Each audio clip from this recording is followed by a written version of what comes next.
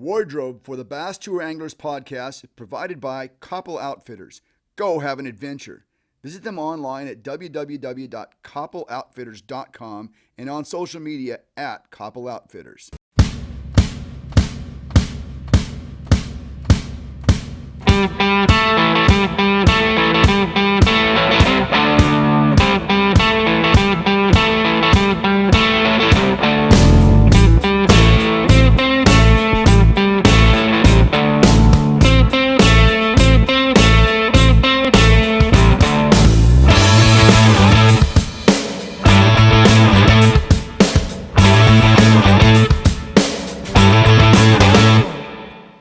Young man, take a look at me now. Hello, everybody. Welcome to episode 7, the trending segment. Our guest today is starting his 12th season as a pro in 2021.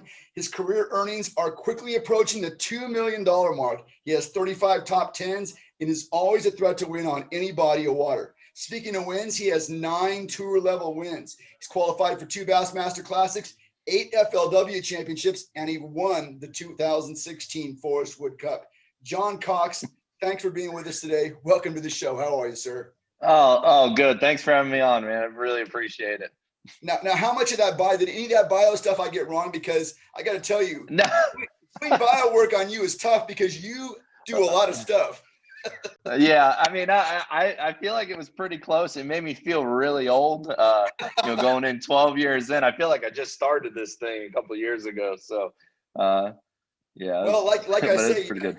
Like I say, when I go back and do the bio work on all this kind of stuff, I look back on all the records I can find, and I think 12 years is about what I could find. So, if it's more, if it's less, that's what the numbers say.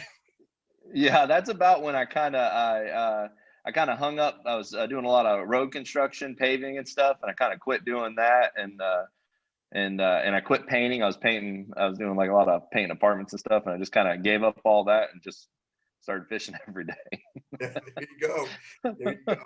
All right. So by my count, now I could be wrong on this too, but by my count, I came up with 17 Tackle Warehouse events last year, including the championship, 10 BASS Elite Series events, counting the 2020 Classic, 17 tour level events last year in a year that was cut short by COVID. Is that accurate?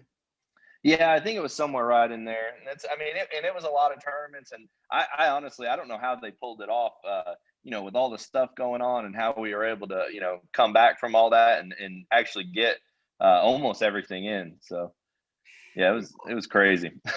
Well, watching that Elite Series and watching how late you guys fished into the year last year and tournament, that was, I think it was 4 or 5 in a row, and that just alone was tough for me to watch. I mean, that was a lot of stuff. Right. Yeah, and and the fishing wasn't like it was great for some people, and it was really bad for others, but it was still, it was fun. It was a real change up compared to what's normal, what we normally fish. But it's fishing, so I loved it just as much as we did in the spring. Well, yeah, and it was really fun watching guys figure things out in the fall. We just don't get to see that very often. Mm-hmm. The way tours are set up these days, and all of us regular guys got to fish in the fall, so it was fun to see the other. Yeah. Watch us struggle. Yeah. Exactly. So how did you squeeze 17 events into essentially, I guess it was a 9 or maybe 8 month year last year? When we jumped into it, some of them, it looked like some of them weren't going to work out, and I took that risk and just kind of put in for all of them, knowing that, chances are I might have to miss 1 or 2. And, with all the stuff going on, it actually worked out to where I think I only missed 1 tournament last year that, conflicted with another one. I had to go to, I don't remember which one it was, but I went somewhere and did awful and was wishing I was on the other lake. But yeah, it went good, and I've kind of done that the last couple of years, doing like all the opens and doing all the, the old FLW Tour Pro Circuit now. So I try to, do that, fish that, 17 to, 20 something weeks every year anyways. It was just kind of cool doing all the big ones, Right, right. Yeah, well, even a 300 boat open is a big tournament. I mean, Right. there's so many guys out there fishing right now. It's awesome. I mean, I absolutely love it. But it's I mean, 300 boat tournament. Wow, that's crazy. Yeah.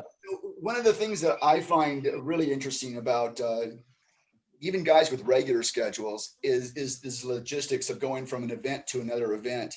Do you have multiple boats? Do you have multiple sets of tackle? I mean, are you driving from event to event, or are you flying, or what's going on? Yeah, I mean, in the past couple of years, pretty much we ran 2 trucks, 2 boats, and like I'd have my buddies kind of drive a boat or truck wherever it needed to be, and and I would just fly from one to the other. Last year, the way it worked out, I don't think I flew at all last year, which was great, and everything was Yeah. kind of in order where I was able to leave one, go to the next, or or get someone to drive me through the night to the next one. So it worked out really good. This upcoming season, though, I mean, man, it's we I don't know if we went a little over our head or not, but it is going to be. I don't know what we're going to do. We're going to talk about that in a couple of minutes, because from what I've heard, that's going to be it's going to be pretty exciting. I was wondering, do you have a manager that works out all this kind of stuff for you, or do you have? I mean, does your wife help you with that? How does it work? Yeah. Your schedule last year was rivals like a major rock band schedule. They go into town, spend 4 days there, and then they go on. Right.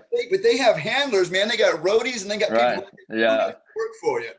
Yeah, and I mean that's just kind of how I've been doing it over the years. Just kind of, get there and figuring it out when we get there. There's no real, there's no real, not a ton of planning. Just knowing, hey, we need to be at this ramp at this time for takeoff, and and that's how it kind of is. Don't really worry so much about practice, but just making sure we're there. When it's go time, when it counts. That's such a healthy attitude, because I mean that you could really get hung up on some of that stuff. Of course, you could also end up staying in real sketchy places, but right. Yeah, or just trying to sleep in the truck the night before. Or, there you go. I don't know. It always seems to work out somehow. Either we meet somebody or know somebody, and if we can't find a place to stay, we just crash at their place. So it works out pretty good. This segment of the Bass Tour Anglers podcast is brought to you in part by Top Tier Tackle. With over 30 years of experience in the rod building industry, look for Top Tier's XT, Affinity, and Valor series this fall, wherever fine tackle is sold.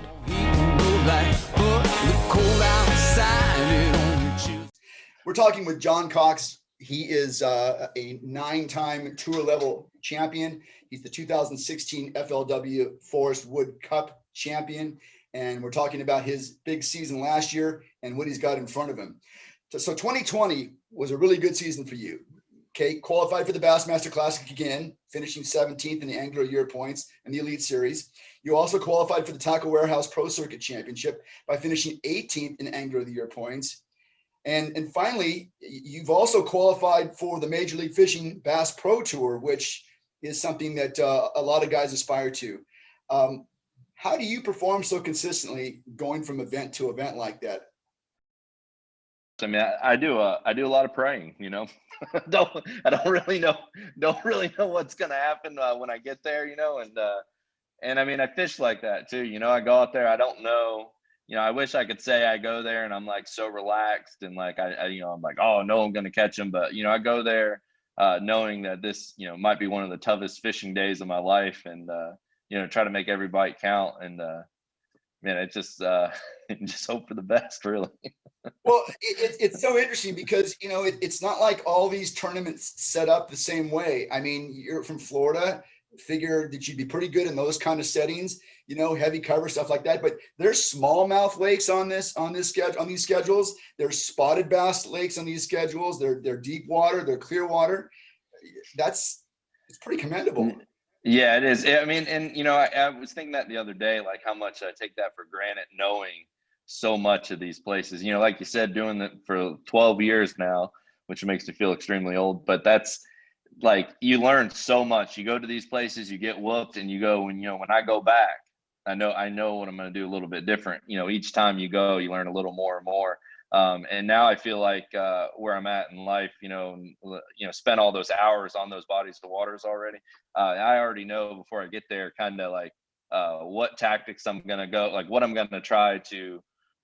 First I'll go there, try to find out what stage the fish are in, and then like I kind of know what baits I'm gonna approach, what area of the lake I'm gonna, spend my time from past tournaments, and yeah, it's pretty neat. A lot of these places feel like home water when I go there. Like, I mean, I lived here in Florida. I fished all the Florida lakes, but Florida changes so much, every day, with the way the grass grows and stuff. So I really enjoy going to some of these other bodies of water that don't necessarily change as much, and it's just cool to kind of go back and even catch them places that I caught them, 10 years ago, that might have been bad for all these last few years, and all of a sudden it's gotten good again. So it's just pretty cool.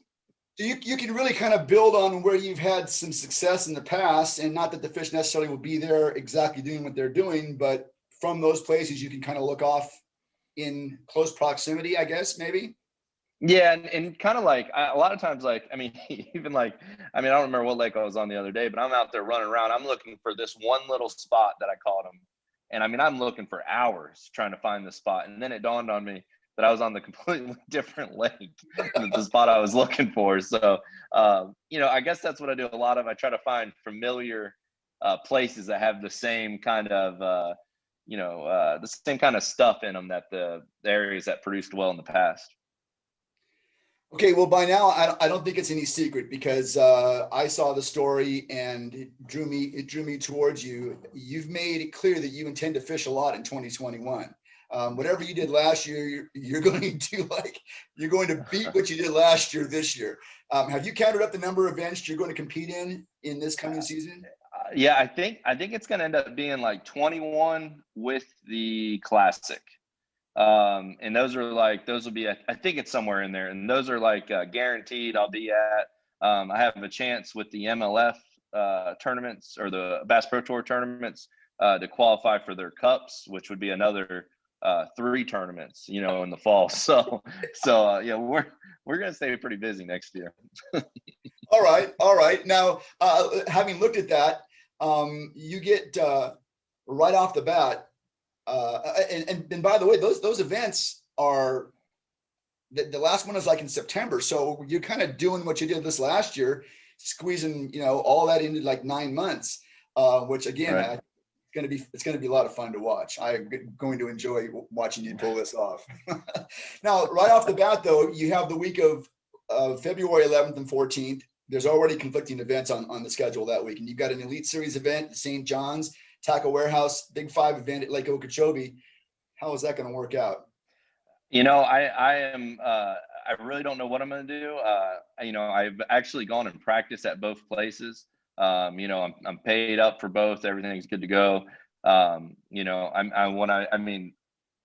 The best case scenario would be to somehow get points in both of them.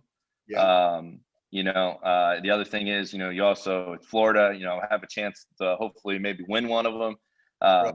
But so, I don't know. We fished St. John's last year and we got canceled 2 days in a row. They still fished at Okeechobee that same week.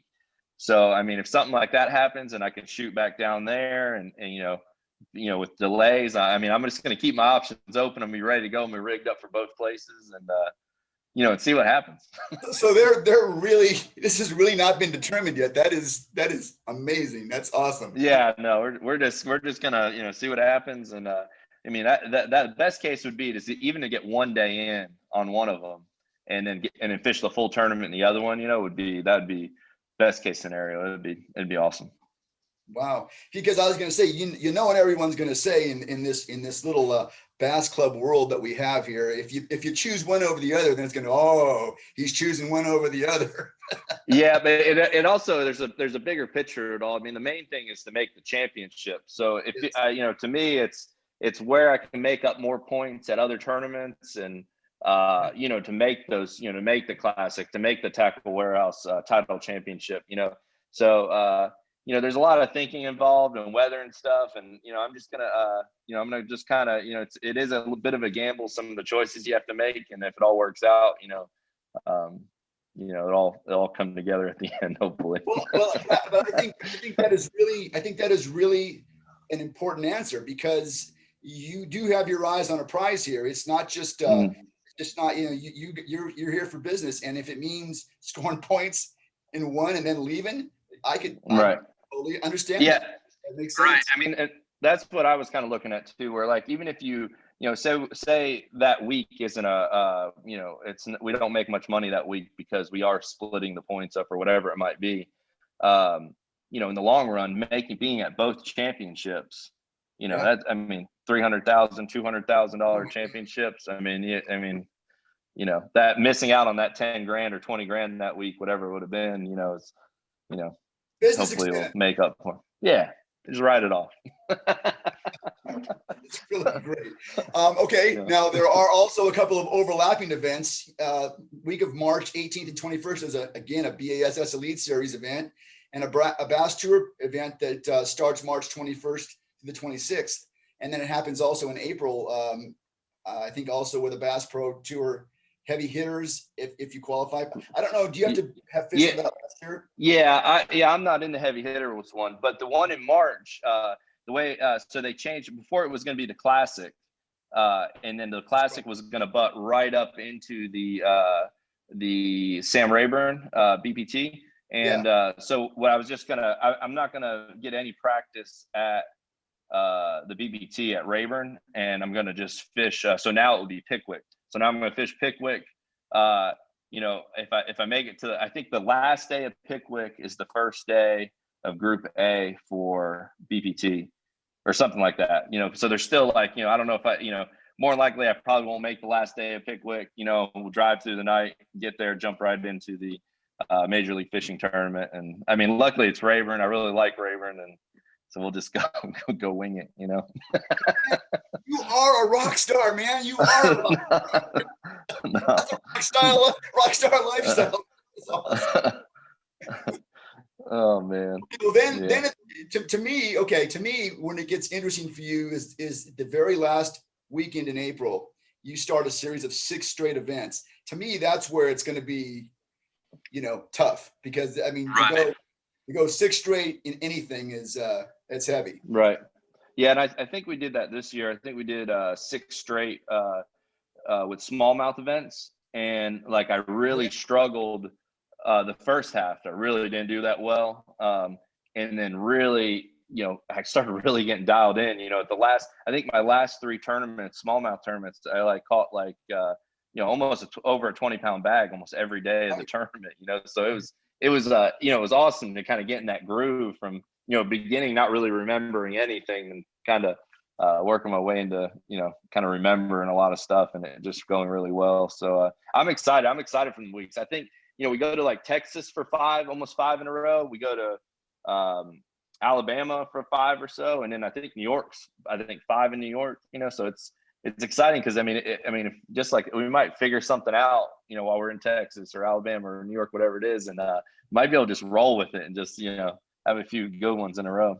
Well, I think if I remember correctly, that's the way those smallmouth events went for you last year. You didn't do so well in the first couple, but you got really dialed in over that amount of time for those last couple. Didn't you finish 3rd in one of those? Yeah, so what happened, I did awful, and I think I had 3 days off, and my kids flew up, and I was like, what do you guys want to do, and they're like, well, you need to practice, Dad, because you sucked. And so we fished every day those 3 days we had off, and we just went fun fishing, and it brought me back to just not just remembering how fun it is. Just go out there, try to get as many bites as you can, and man, it did. I led the St. Clair tournament all the way to the end, and then lost it on the final day. Got 3rd. Then we drove through the night to Sturgeon Bay and led that one in the beginning for the title championship, and then finished 3rd in that one too at the finals. And caught the biggest bag of smallmouth. Both St. Clair and at Sturgeon Bay I ever caught. I had 5 that went like 24 and change, and then I think Sturgeon, was as many as you could catch. I had like 60 something pounds, but we figured out my 5 would have went, like 25 pounds or something. Wow. So it was really cool. Wow. Tired of the same old? Check out the new Affinity Rod Series from Top Tier Tackle. Soft touch EVA split grip, custom 30-ton nano blank, C-grade reel seat, top performance stainless steel, tangle-free guides, ultra lightweight, superior impact and fracture resistant, and a limited 3-year warranty. Follow them on Facebook and Instagram at Top Tier Tackle LLC. Visit their website at www.t3rods.com. We are talking with John Cox. He is the 2016 Forest Wood Cup champion. He's got nine tour level wins, and he is. I guess, are we calling you the marathon man or the Iron Man? What nickname are we giving you this year? Oh gosh, who knows what they're going to call me this year? I don't know. They might be like, "That's that washed up guy that thought he could fish all of them." No. Well, speaking of that, what kind of response have you got from fellow pros? I'm sure you're close to some of those guys. What are they saying to you? Are they cheering you on, or are they shaking their heads, rolling their eyes? No, I mean, they all know. They know I got it bad. They know, when I'm not fishing the tournaments, I'm home fishing. We fish a lot. So it's. I just figured might as well make some money if we're going so much, and everybody's been supportive about it. Everybody's been cool about it. It's probably a once in a lifetime thing. To do all three of them, and so we're gonna go enjoy it. Now, and sponsors are all on board with this. I mean, they've got to be thrilled by this, I would think. Oh yeah. They all love it. They know the same thing. They know I really like going and enjoy the tournament. Fishing tournaments. I mean, that's what I like doing. And they're all for it. This year went really well with it, and hopefully next year or this year coming up will go good too. Does it cause any issues with? I mean, we may not have any sponsor obligations this year if COVID continues to go like it's going, but I mean, right. in normal years you'd have boat shows and things like that. Would this interfere with any of that, or would they be happy just to see you do it? Yeah, I mean, it does take away from some of the boat shows and some of the shows you could work and stuff. But they know when I'm at their shows how miserable I am. So they're pretty cool with me just fishing the tournaments, and so it's this is what I love to do. Well, I think you've kind of already touched on my next question, but will you be doing any flying, or will it all be driving in this season? The way it's looking, they all the trails came out with a new rule where you have to run the same boat all season. Compared to before. Before I was able to in the pro circuit, I was able to run the PT20, the Crestliner PT20, and the 1850 Bass Talk, which is more of a deeper V for like up north and stuff. So having to run one, now I got the new Crestliner MX21, and I think we're just going to go with that one and just roll all of them with it, and we'll just have to do some driving through the night probably. I don't know. I flew so much, I guess, to 19, and I kept getting sick like constantly. Every time I flew, I was getting sick for some reason. So I just this whole year, all last year, I don't think I was sick one tournament. So I'm thinking we're going to try just doing the driving through the night and hope for the best. Yeah, I would imagine wanting to stay out of an airport right now is probably a pretty good idea. Mm. So when does this marathon get started for you? When is the come on? I mean, honestly, we've been so busy getting everything ready, rigging the boats, getting tackle ready, doing a lot of video stuff now because I think once the season gets going, it's going to be really hard to get any of that stuff in. So we've just been busy. But the first tournament will kick off. I think we're February 11th through the 14th. Either we'll be St. John's or we'll be at Okeechobee, and then we got 5 days off, and then we go to Knoxville for another Bass Elite, and then and then in March is when it kicks off. We go second week to Smith Lake, and then it's one after another after that. Just a big blur after that. Well, John, thank you for coming on today. Like I said, I know what your season is going to look like, and I really appreciate getting the opportunity to talk to you about it ahead of time. Best of luck to you, and you win a couple of these events, we'll or even if you don't, we'll have you on again. Okay. All right, that sounds good. Sounds like a plan. Thanks for coming on. All right, thanks, bud. See you. Wardrobe for the Bass Tour Anglers podcast provided by Koppel Outfitters. Go have an adventure. Visit them online at www.koppeloutfitters.com and on social media at Koppel Outfitters.